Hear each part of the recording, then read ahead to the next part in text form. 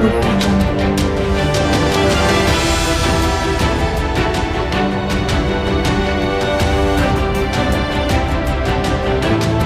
Audio Jungle.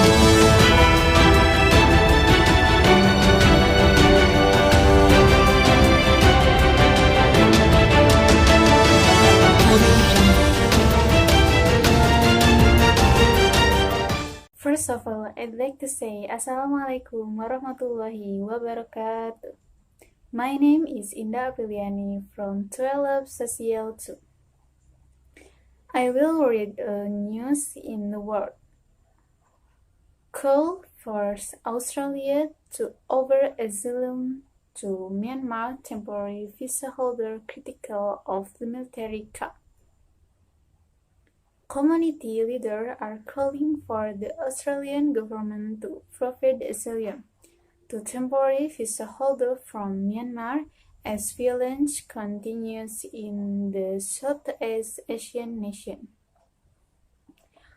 Hundreds of thousands of people have taken to the streets of Myanmar since the military seized power and detained government leader Aung San Suu Kyi on February 1st.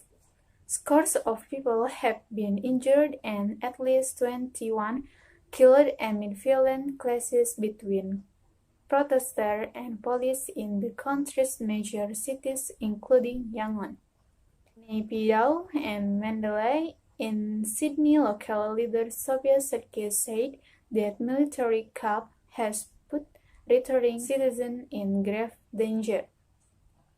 The military government is also tracking activities that are happening overseas. They already have a list of names, and I heard that I'm actually one of them on the blacklist, Mr. Sarkis told the ABC. International students who have taken part in anti-military rallies in Australia are at great risk, she said, due to their status as temporary visa holders. They really need the Australian government's protection because if they do go back home, I fear for they'll interrogate them. Ki Pyu-Head is one of those students at risk. The 21-year-old, who is in her final year of studying at the University of Melbourne, has been front and center at protests in Sydney, Melbourne, and Canberra. She said returning home to Yangon once her student visa ran out at the end of the year is too dangerous. I'm really vocal about things that I'm not pleased with regarding this current dictatorship back home. And I've been putting that out in public, and that's considered a high reason back home. There are instances of really influential people or even cities being detained for speaking out about the military wrongdoings. There are currently 3,535 temporary visa holders from Myanmar in Australia. Most are students.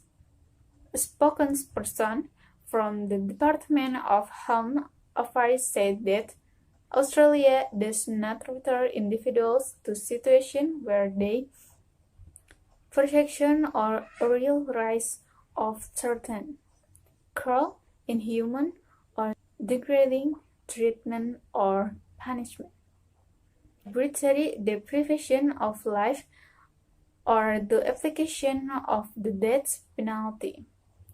It added that each case is assessment on its merits and decisions are not based on broad assumptions about the safety in particular countries.